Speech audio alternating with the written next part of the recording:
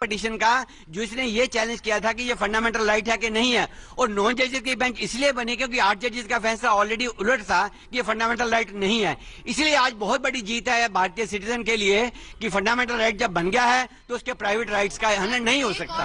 एक और सवाल, सरकार ने कहा है कि नेशनल सिक्योरिटी की इम्प्लीकेशंस बहुत मैसिवली इम्पैक्ट होती है अगर आप एक फंडामेंटल राइट टू प्रिवेसी दे देते हैं। What is your reaction to that? नहीं, देखिए, अब जब 9 जजेस बेंच ने ये डिसाइड किया है कि ये फंडामेंटल राइट हो चुका है, इसीलिए जो गवर्नमेंट का, देखिए, कोई भी नेशनल सिक्योरिटी एक्ट है या कोई भी दूसरा एक्ट है, उसके प्रावधान अगर आपकी राइट टू प्राइवेसी या फंडामेंटल राइट को वायलेट करते हैं वो तो बात और है।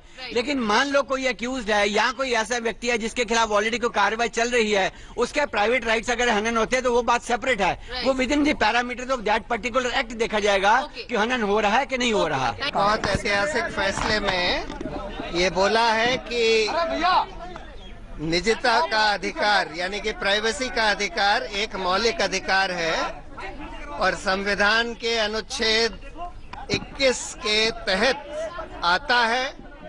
और आगे अभी कुछ नहीं बोला है कि भाई आधार एक्ट वैध है कि अवैध है, वो तो एक छोटी खंडपीठ के सामने जाएगा। 9 जजों की खंडपीठ ने पुराने जो फैसले थे जिसमें कहीं कहीं ये लिखा था कि भाई ये राइट टू प्राइवेसी मौलिक अधिकार नहीं है, उसको ओवर रूल कर दिया है, बोला है कि मौलिक अधिकार है। इसका ये मतलब है कि अब अगर सरकार कोई कानून बनाती है, जैसे आधार का कानून बनाया है जिसमें ये बोला है कि अभी तो ये बोला है कि सोशल वेलफेयर स्कीम्स के लिए आधार नंबर देना होगा, इनकम टैक्स के लिए आधार नंबर देना होगा, ये तो एक बात है।